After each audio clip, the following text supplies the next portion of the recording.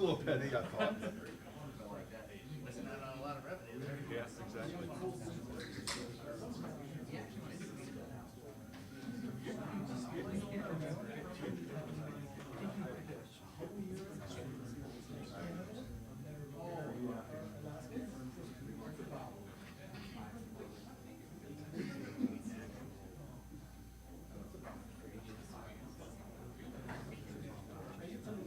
Well, we'll find out.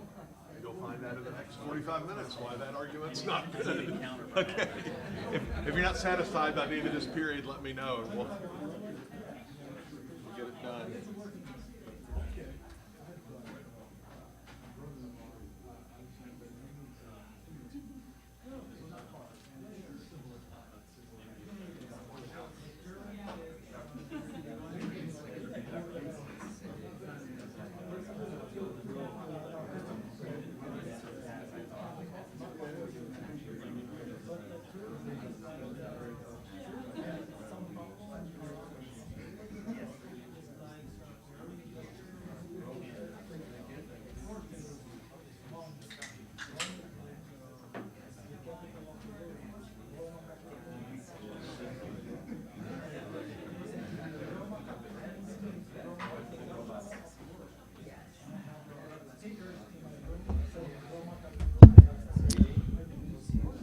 Okay, I'm so glad to be here this afternoon with the serious students while the other people are upstairs listening to Bob Murphy.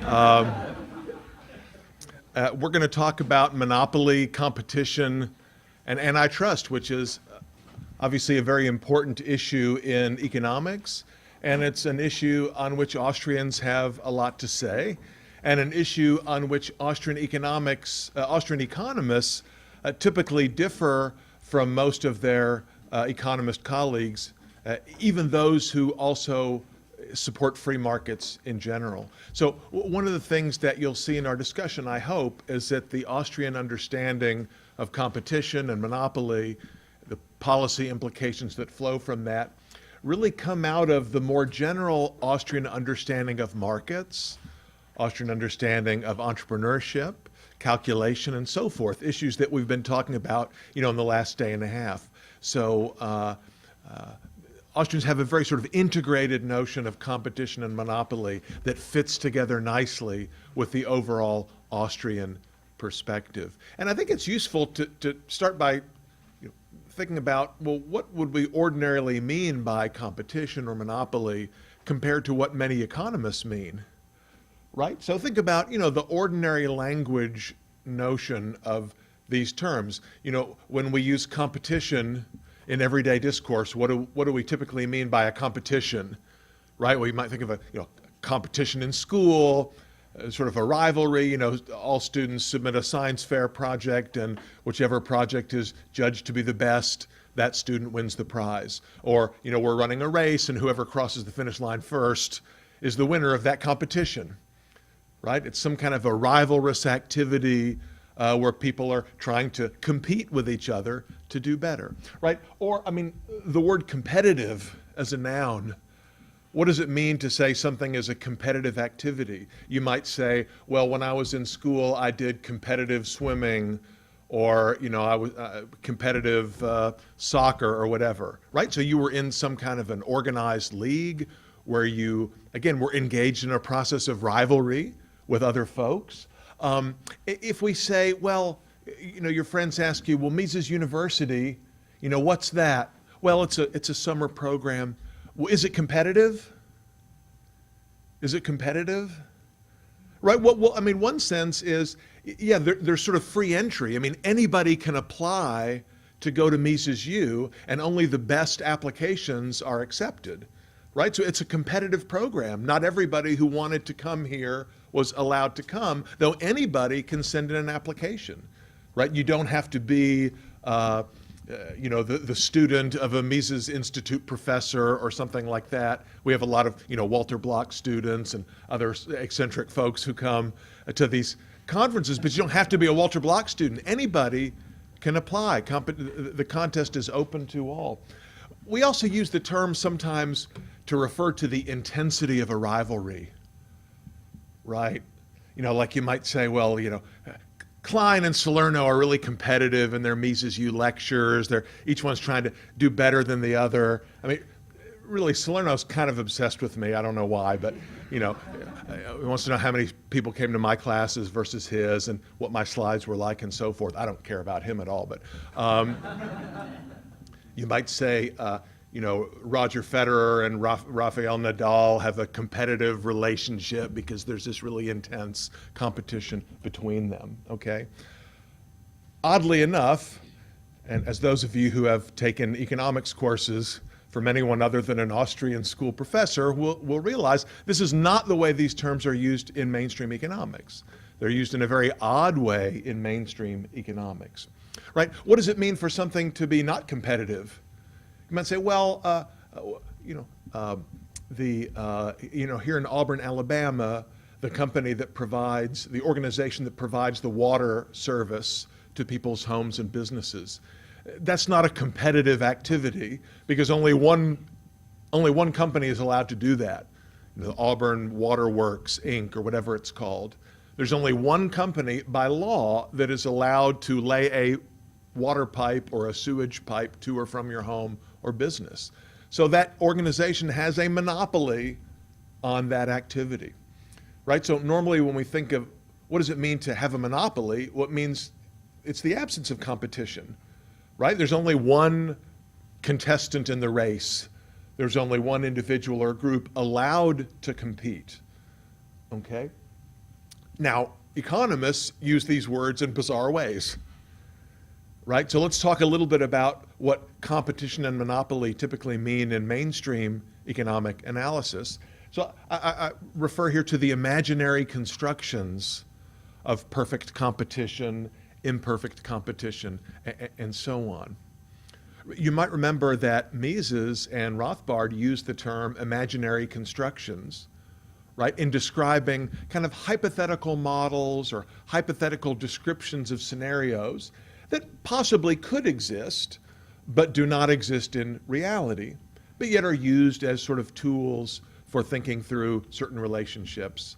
We discussed yesterday the concept of the evenly rotating economy as a kind of long-run equilibrium, which is something that, according to Mises and Rothbard, doesn't exist and really could never exist in reality, but it's a useful imaginary construction that we can use to sort of think through certain relationships, difference between profit and interest, for example, in the ERE. So what economists describe as perfectly competitive markets, for example, that is a kind of imaginary construction. But remember, not all imaginary constructions are equally useful. So we might say, are these imaginary constructions good ones? Are they ones we want to think about? Do they help our thinking or do they cause confusion? So what does it mean? How are these different kind of imaginary constructions defined? How are they distinguished from each other? Well, what mainstream scholars typically do is they say, well, different markets can be characterized according to certain conditions, right? Are the products that different firms offer exactly the same? Are they close substitutes? Are they very different? Are there lots of buyers and sellers or just a few buyers and sellers? Is it easy to enter and exit, or is it difficult, costly to enter or exit that industry? Does everybody know the same thing as everybody else? Perfect information? Or do some people know things that other people don't? Imperfect information. So the idea is by characterizing markets according to these kinds of criteria, we can say whether a market is competitive or not. So, for example, perfect competition is the model that most of you have studied before in school. People say, well, the wheat market is perfectly competitive or almost perfectly competitive because you have, it's just wheat.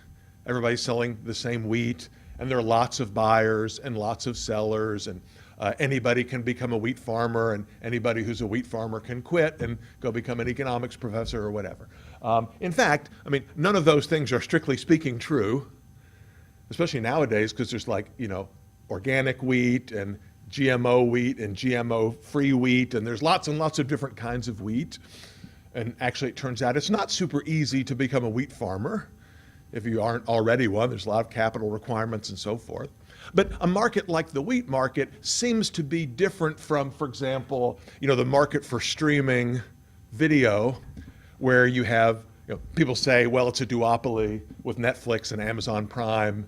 I forget what their market share is now, but between the two of them controlling a large share of the market for streaming video. Of course, there are other streaming video firms. There's Hulu, and there's a bunch of smaller ones. And of course, on YouTube, you can get streaming content also. But people might say, look, if, in streaming video, you have two giants, and really nobody else matters. And in that way, it's not like the wheat market, where you have lots of small firms. Here you just have two giants, right? You might think of Apple and Samsung as having sort of a duopoly in the handset market. Or people would say in the market for internet search, it's a monopoly, right? I mean, one firm so dominates that industry that its name has become the verb for doing the thing that you do with that product, right? I mean, so yeah, there's Bing, and I don't know, there's probably a few other search engines out there, but Google so dominates the market for search that it is common to characterize Google as having a monopoly, according to sort of this mainstream way of thinking about markets. But is that the right way to think about competition? Imperfect competition, or even pure monopoly? I'm going to argue, following the logic of the Austrian tradition, that these are not useful ways to think about markets. How many of you have seen this kind of diagram before? Probably most of you, right? So ask your professor, what does it mean to say a market is competitive? And your professor will say, oh, well, a market that looks like this, right? You have lots and lots of small sellers, such that each seller, if this is an individual firm, right, each seller faces a perfectly elastic demand curve. They could sell as little or as much as they want at the going market price without affecting that price, because they're so small, right? And if they have an upward sloping marginal cost curve, the firm maximizes profit by setting price equal to marginal cost, or marginal revenue equal to marginal cost. And in the long run, right, because of costless entry and exit, this will drive the market price to the level where it's just at the minimum of average total cost, right? So in the long run, in this kind of hypothetical scenario, in this imaginary construct, you get not only prices equal to marginal cost, sort of allocative efficiency as they call it, but also you get output produced at the minimum of average cost, the cheapest possible way that we can get stuff produced. So we have like perfect efficiency, right? This is like the nirvana world. This is like the best you can possibly get. And by the way, what sort of economic profits do firms earn in this long-run competitive equilibrium state? Zero, yeah, it's like that's the ideal state.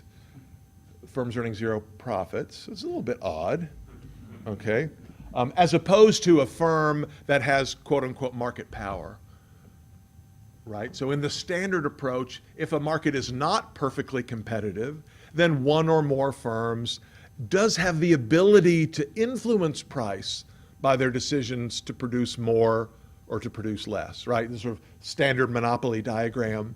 Firm has a downward sloping demand curve for its product, not a horizontal demand curve for its product, because this firm is big enough that it can sort of drive the market price up or down, okay?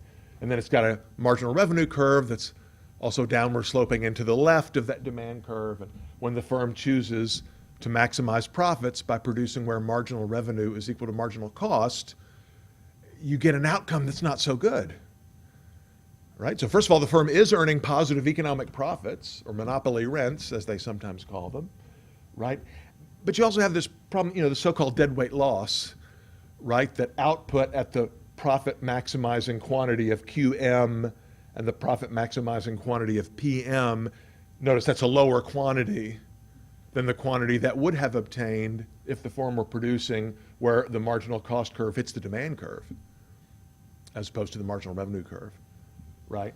And of course, the monopolist, by restricting output, is able to increase price, moving up and to the left on that demand curve, and charges the monopoly price PM, which is a higher price than the so-called competitive price PC. So the monopolist, because of the ability to the possession of this market power, right, can restrict output below the competitive level and jack up the price in order to increase its profits.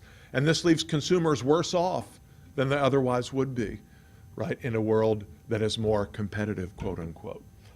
Most of you have probably a lot of you probably see these kind of diagrams in your nightmares, okay? If this is new to you or it's been a long time since you've seen these, you can find a million examples with a Google search, okay? This is all the stuff that's in all the sort of standard textbooks. So, but let's try to think through it a little bit more, and then we'll develop some applications. Okay, what's wrong with the market power approach to competition and monopoly? In other words, what's wrong with defining monopoly in terms of market power and defining competition as the absence of market power?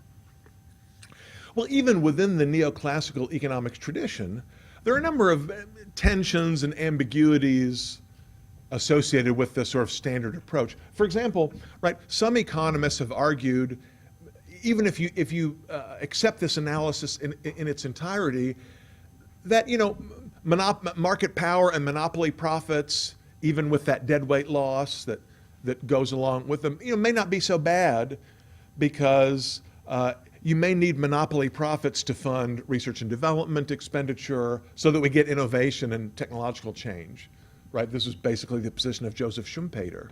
Okay, that, yeah, ideally we wouldn't have any monopoly, but if markets were perfectly competitive in this way that you know I've described, all firms would earn zero economic profits. There wouldn't be anything left over to develop new stuff. We wouldn't have iPhones and so forth, because you need those retained earnings. You need big companies with lots of retained earnings so they can fund innovation.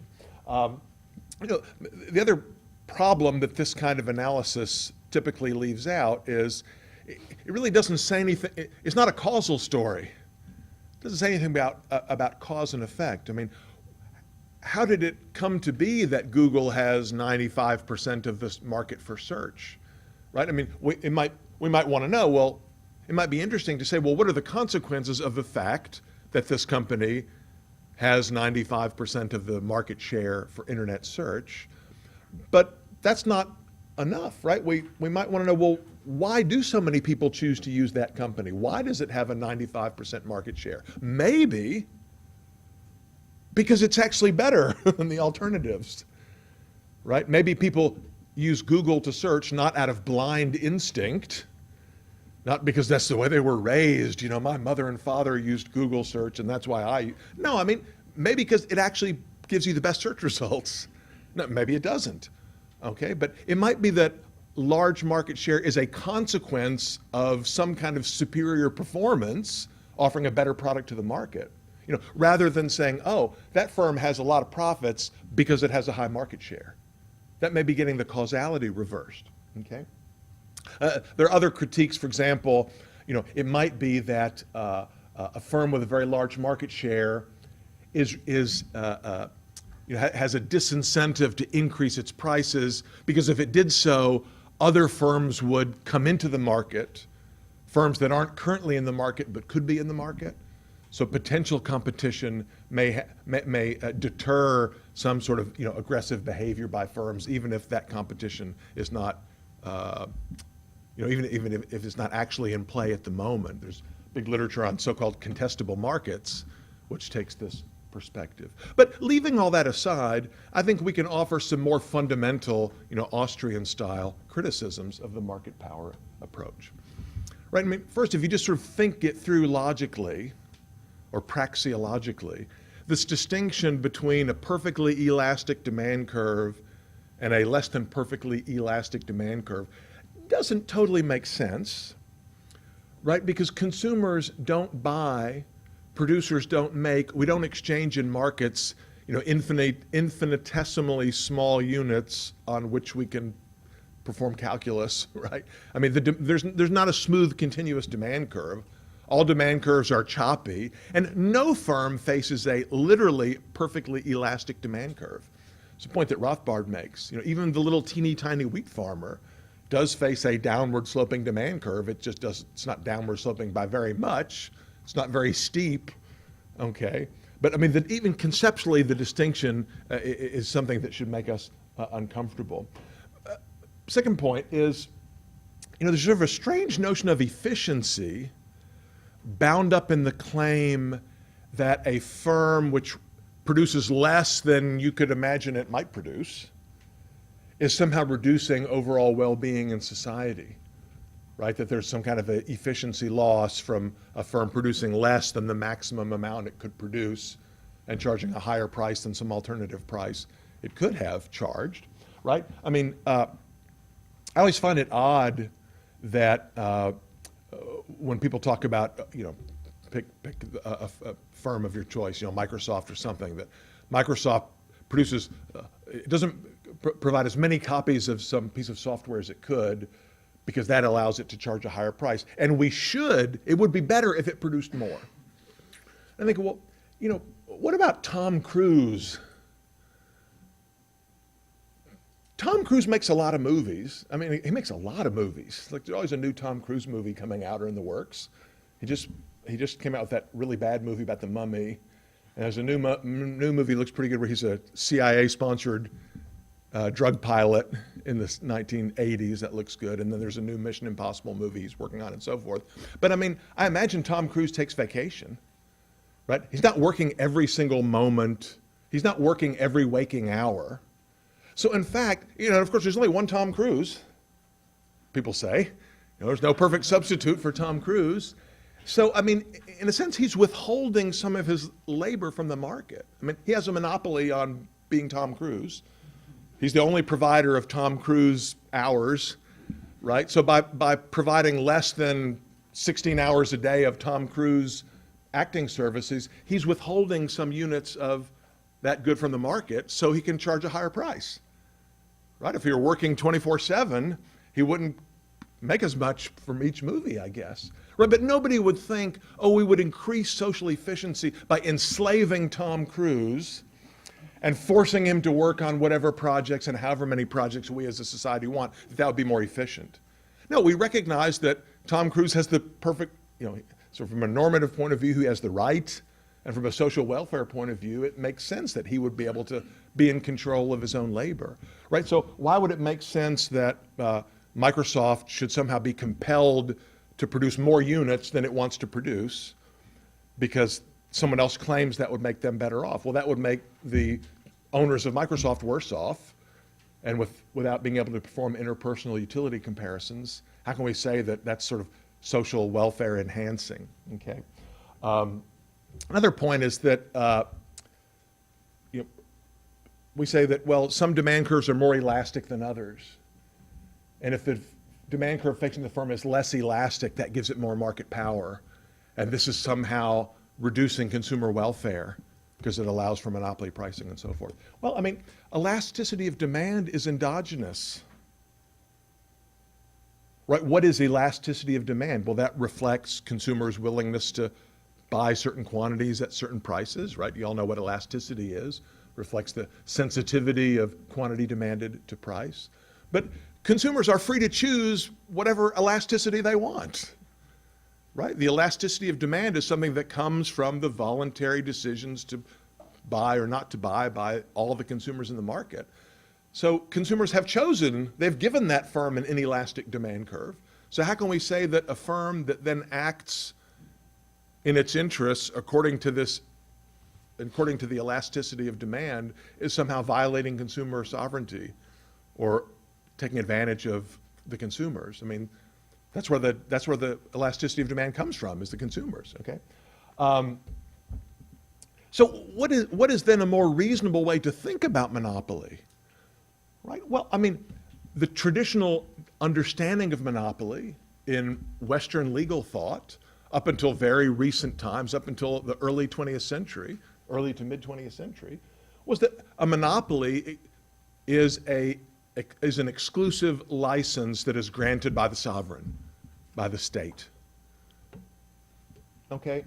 The British East India Company had a monopoly on legal trade between UK and the East Indies.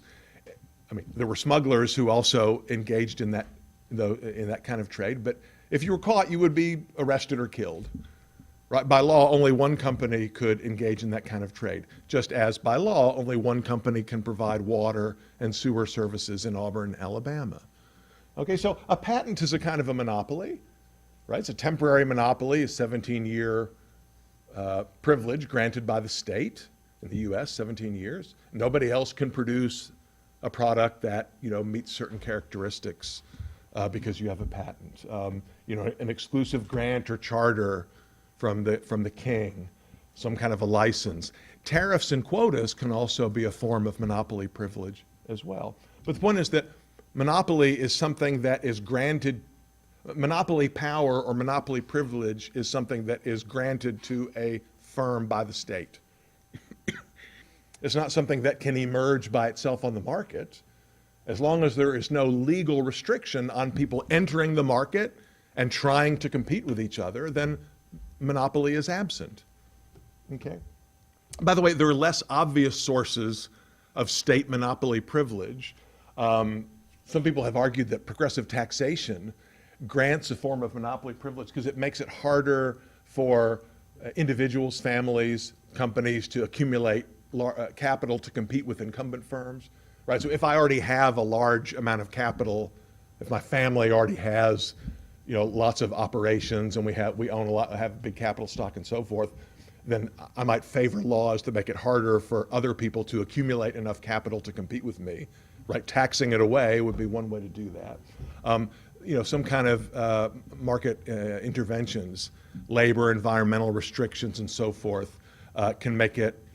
Some of you may be familiar with the Bruce Yandel's famous bootlegger and Baptist analogy, right? That environmental restrictions make it costly for new firms to enter the market, so they tend to be a de facto form of protection for incumbent firms. Same thing with a lot of health and safety regulation, advertising regulation, and so forth. So any kind of government intervention that protects incumbents against competition is granting a degree of monopoly privilege to those incumbents. So, in the mainstream perspective, right, what do you do if you encounter a market in which some firms do have monopoly power, in which there are some downward sloping demand curves? Well, there are two options, right? One is price regulation or quantity regulation, right? We say, oh, well, if I draw this diagram, it proves that the competitive price would be $10 per unit, but you're actually charging $15 a unit, which is a monopoly price. Therefore, by law or by statute, you must charge $10 for your product. Okay, so the regulator could just force a firm to behave as if it were a perfectly competitive firm. Of course, if you think about it even for 5 seconds, doesn't sound like a very good idea. I mean, how would the regulator know what the perfectly competitive price and quantity is? Right? It's sort of a wild guess. You don't even need to invoke sophisticated Hayekian arguments about tacit knowledge to realize that it would be practically impossible to know whether the price regulation is going in the right direction, whether you're anywhere close to what some imaginary ideal price would be. There's also the sort of comparative institutional point. Even if you thought it were theoretically possible for a regulator to know the correct price and to force the firm to produce and to charge that correct price, I mean, now you've set up a big government bureaucracy with lots of power to enforce this kind of anti-monopoly regulation. Well, that might be a cure that's worse than the disease, right? Because now you've got a big government agency that consumes resources. It could be corrupt. Officials could be bribed. Just could make a lot of errors. I mean, you might be introducing a lot more distortion into the market than the distortion that you're allegedly trying to correct by, by compelling certain prices or other behaviors. So, partly recognizing that price regulation is practically not feasible, many economists have argued instead that, well, what the law should do is try to prevent monopolies from being formed.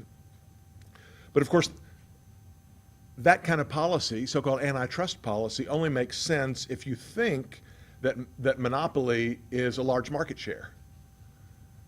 right? If you believe in the common law notion of monopoly as something that is granted by the state, then you don't need more state policy to break up those monopolies. All you need to do is not grant them in the first place. Okay, but if you believe that monopoly just sort of naturally emerges, and then you get companies like Google that a lot of people use because their product's so good, then the government needs to do something about that. It needs to split Google up into, Google East and Google West, or, search engine Google and, Google Maps needs to be a separate product and it can't be part of the same parent and so forth, right? So, every sort of developed country has some kind of competition policy or competition laws, they call it. Something similar to the antitrust laws. I'll use the U.S. as an example because it's the best known case, but the Sherman Act from 1890, this is an act of Congress, right, which outlaws what are called restraints on trade through monopolistic practices, meaning a firm or a group of firms that decides to offer less product on the market than some diagram on the blackboard would say could be offered. Well, that's an illegal restraint of trade. Okay, there are other later parts of the legislative package that outlaw so-called vertical restrictions, like a wholesaler agreeing to supply to a retailer only on the condition that the retailer charge certain prices or not deal with other wholesalers or something like that.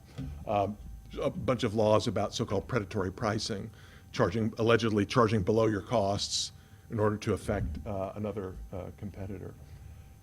So, practical problems with this approach to using government policy to break up monopolies, right? So, first of all, as we said before, right, large market share is typically the consequence rather than the cause of superior financial performance, which calls into question the rationale of the exercise. The problem is, antitrust law typically kicks in when a firm or a group of firms, has beyond a certain level of sales in the market.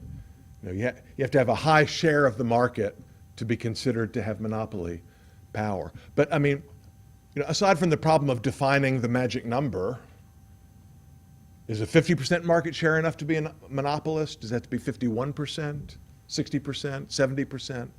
Aside from that, there's also the problem of defining the relevant market. Okay, so Google has a very high percent of the market for internet search, but is the product under consideration typing stuff into a search box on your computer or on your phone? Or is the relevant product acquiring information? Okay, have you ever been, somewhere in town and you're lost and you can't find your way to the place you're supposed to go, but your phone died, your battery's dead, and so you can't do a Google search and use GPS to find the place you're going to? Does that mean you just totally shut down and just curl up into a little ball and start crying? Are there any other options if you're in a city or a town where there's other people around? What could you do to find a restaurant? You could ask, say, hey, does anybody know where the pizza place is? Yeah, it's around the corner. That's a substitute for typing into a Google search box.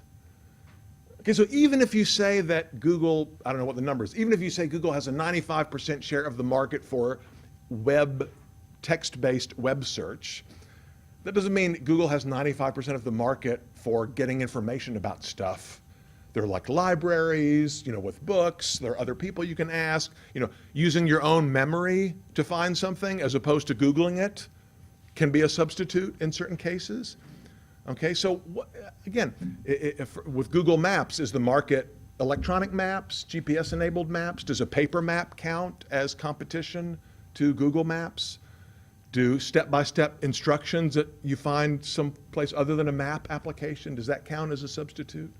Right, so what product is an alternative to what other product is something that is subjective and in the mind of the consumer, right? That's not something that can be objectively determined by a court or by a regulator, okay?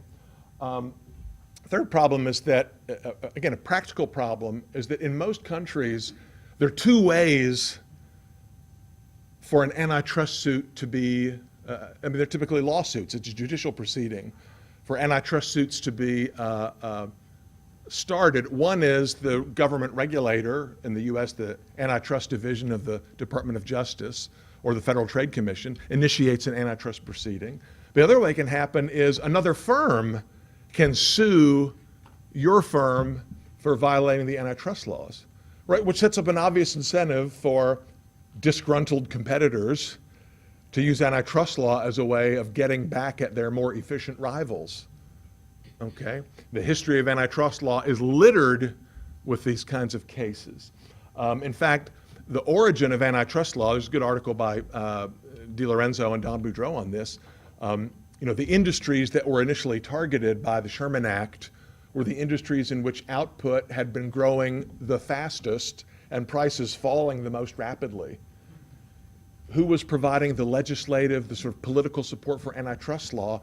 It was less efficient firms who were being put out of business by these more efficient, like Standard Oil, for example. Standard Oil was fantastically efficient at was terrific at lowering costs, increasing output, increasing consumer welfare by leaps and bounds, but less efficient companies were going out of business because they couldn't compete. So they pressured legislators to pass the Sherman Act as a way of restricting the companies they couldn't compete with in the market. Okay, there are other problems with sort of how antitrust suits typically work. They can often last a very long time. They're judicial proceedings, after all.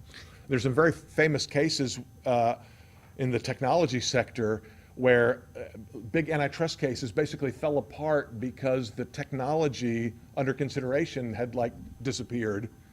There's a famous case in the 1960s and 1970s where IBM, which was then the dominant producer of computers in the United States, was sued by the Justice Department for violating antitrust law. And the lawsuit went on for more than 10 years. And eventually, the people litigating it realized, oh, mainframe computers don't exist anymore.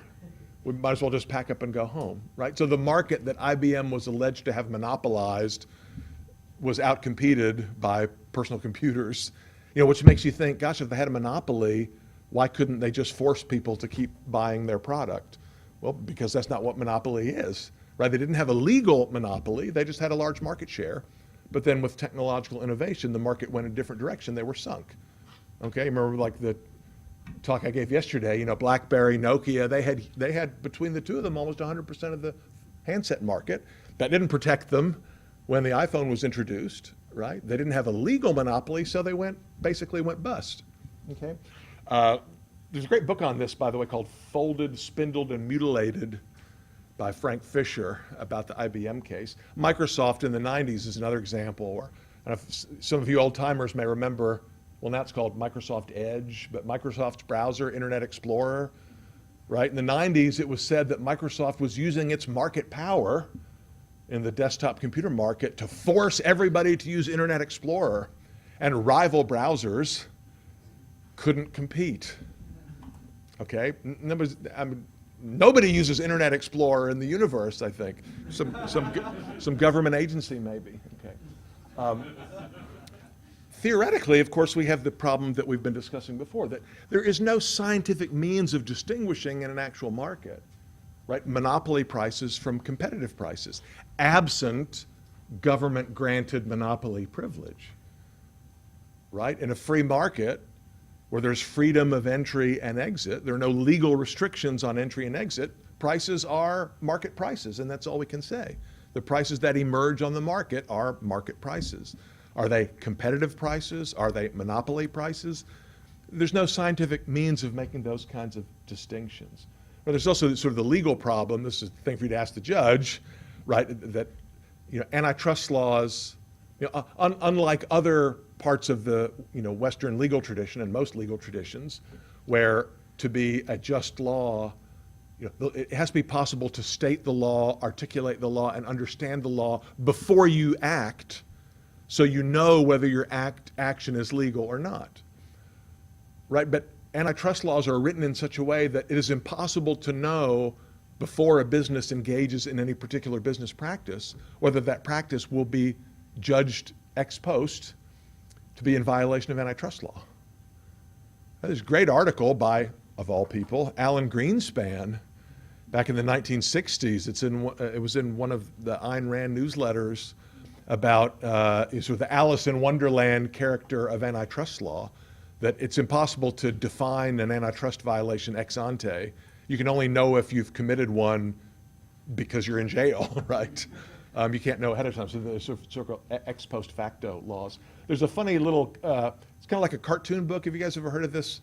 We may have it outside. It's called Tom Smith and His Incredible Bread Machine. It's a comic book, or sorry, what they would nowadays call a graphic novel, about this entrepreneur who invents this new device, and then the government basically shuts him down, and it's a story that some of you can sort of relate to. But there's this great scene where some antitrust lawyer, government bureaucrat is, telling this entrepreneur, what you can and cannot do, and he says, it's written in verse, right? He says, you're gouging on your prices if you charge more than the rest. Okay, so charging higher prices than other firms is price gouging, illegal. But it's unfair competition if you think you can charge less. That would be predatory pricing, right? Pricing below your rivals is predatory pricing. A second point we would like to make to help avoid confusion, don't try to charge the same amount, that would be collusion, okay? So basically whatever you do is illegal if we decide it's illegal, but there's no way for you to know ahead of time whether it's legal or not. Okay, we have about 5 minutes left. I just wanted to briefly touch on an application that might surprise you a little bit of monopoly theory that has to do with minimum wage laws. I don't know if you guys have been following this at all, but until the late 1990s, around 2000, almost all economists, except for a few crazy Marxists or whatever, believed that minimum wage laws were not a very effective way of helping low-wage workers, right? Probably a lot of you in one of your classes have seen some kind of a diagram like this. The standard argument against minimum wages that economists make is that, if you have a supply and demand for labor, there's some kind of wage that's established on the free market. If the government sets a legal minimum that is higher than that market clearing wage, then the quantity supplied of labor exceeds the quantity demanded. You have an excess supply or surplus of labor, i.e. unemployment.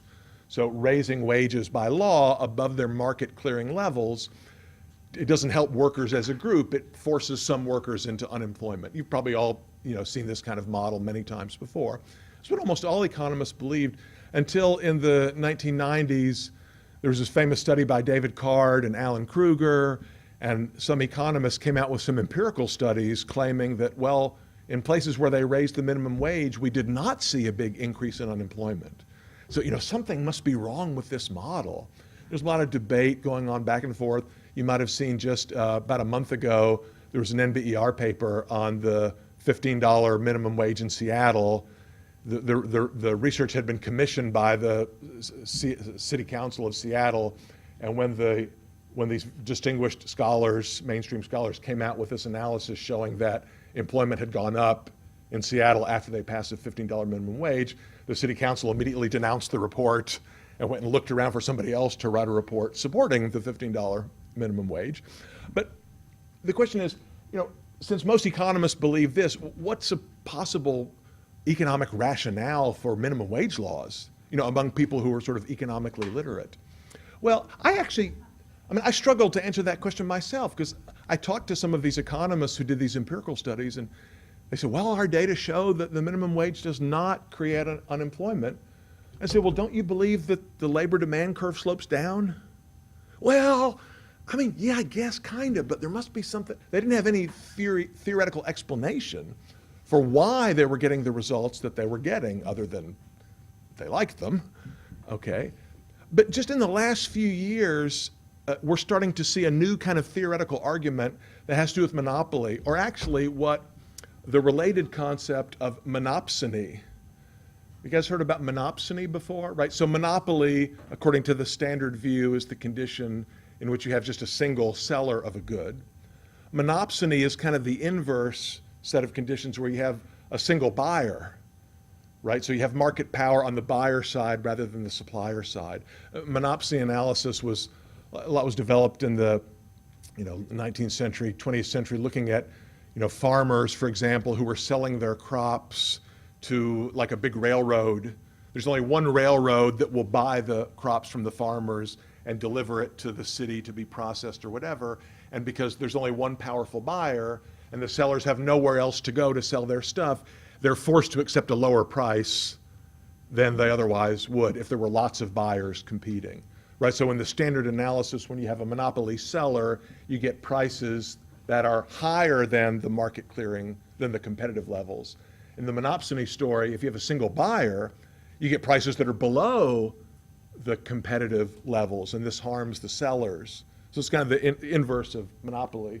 There's a diagram that depicts this kind of situation that is, it's kind of analogous to the monopoly diagram, but flipped around a little bit, right? You've got the sort of normal demand curve, but in place of the normal supply curve, you have a upward sloping marginal cost curve of the monopsony buyer, which is more steeply sloped into the left of the supply curve. And so the point is, in a competitive market, let's say there's a market for labor. So let's say there's only one, there's factory town. There's only one employer in town. Every employee has no choice but to work for that employer. So the idea is to maximize profits. That employer is going to set the wage where sort of its marginal input cost is equal to the marginal revenue that's generated by that labor, marginal revenue product. And so under competition, according to this story, you would get equilibrium outcome of price W prime, the wage would be W prime, and the quantity of labor hired would be L prime, right? That's where supply and demand intersect, is supply and demand for labor. But, so that's like the previous diagram, right? But because you have a monopsony buyer, a monopsony employer, that's not what happens in this market. The employer restricts employment to level L and pushes the price down to W. So the monopsony buyer buys less than you would have in a competitive market and pays a lower price you would get in a competitive market. This has now been embraced by the fight for 15 crowd, at least those who know anything about economics, right? The mainstream economists among the fight for 15 crowd, they say, well, this is what's going on. This is why it's okay to have minimum wage laws, because in reality, in the market, it's not competitive. We don't have competitive labor markets. We have these big monopsony buyers of labor. We have large companies, and they can pay workers whatever they want, i.e. much less than what the workers would get in a competitive situation. Therefore, with minimum wage laws, you're kind of pushing the wage closer to W prime. You're raising the wage to be closer to the competitive wage, just as monopoly regulation would lower the monopolist price closer to the competitive price. Okay? If you look at the most recent edition of the Economic Report of the President, the 2017, January 2017 issue, there's a chapter on labor markets where the authors, who are all distinguished mainstream economists, embrace this monopsony argument for minimum wages. What's wrong with it? There's quite a few things that are weird about this argument. Okay, I mean, first, the whole the monopsony argument is itself a little bit odd, and it suffers from the same kinds of problems that we raised before about monopoly, right? I mean, all supply curves are upward sloping. There's no such thing as a perfectly elastic supply curve. So just as we said with monopoly, as the Rothbard point, there are just output prices. We can't distinguish competitive prices from monopoly prices. Namely, in labor markets, absent government intervention, there are the market clearing wages. We can't say whether those are competitive wages or monopsonistic wages. There's no way to distinguish that in the market, right? So the point is, if it's really true that there's a particular employer in town only offering less than the equilibrium, than the competitive wage of workers, then that should be an incentive for new firms to enter the market and bid those workers away, right? In other words, if a worker produces, $15 an hour worth of output, and an entrepreneur is only paying $12 an hour, well, that's making a nice profit for the entrepreneur. But then another entrepreneur would want to come in and offer these workers $13 an hour, because you're still getting something worth $15 an hour and only paying $13, and you'd make some money in that deal. And then somebody else would come along and say, oh, I'm going to offer 14, right? So the wages would be bid up to their competitive levels in the absence of legal restrictions on entry by potential employers. Okay? In fact, if you think about it practically, right, so we're not talking about the wages of, skilled computer programmers. Minimum wage law applies to, fast food workers, and I mean, this is at the very bottom of the labor market. So this is primarily unskilled labor. So the argument that we're supposed to believe is that in a town, even in a little town like Auburn, Alabama, right? What are some of the minimum wage jobs? Well, walk down Magnolia Avenue and you'll pass by, what do you pass? Chick-fil-A, Chipotle, Domino's, Subway, McDonald's, all the way down to Toomer's Corner there. I mean, those are all those restaurants, all those fast food places pay the minimum wage. There's lots and lots of other occupations here in town that pay the minimum wage.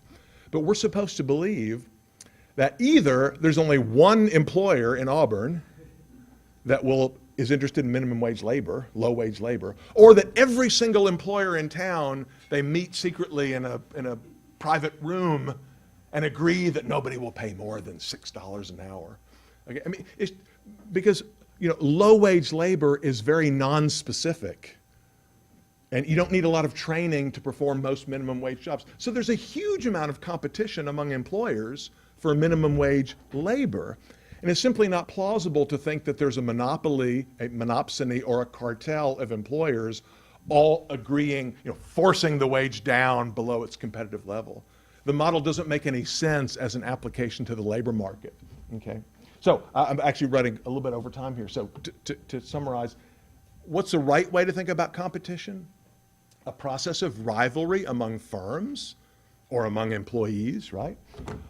Who are free to compete as they see fit within some sort of a legal framework.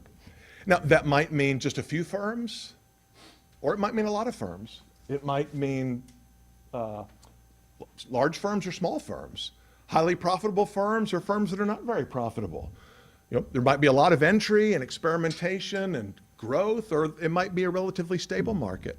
All of those things are consistent with competition, correctly understood as the absence of government interference in the process of rivalry among individuals and groups. Okay? Government attempts to limit monopoly power cannot possibly improve overall well-being. What they do, in fact, is grant special monopoly privilege to particular individuals and groups. So the best government policy towards competition, right, is don't grant any monopoly privilege directly or indirectly, and the result will be a competitive market. Okay, thanks. Sorry for running over.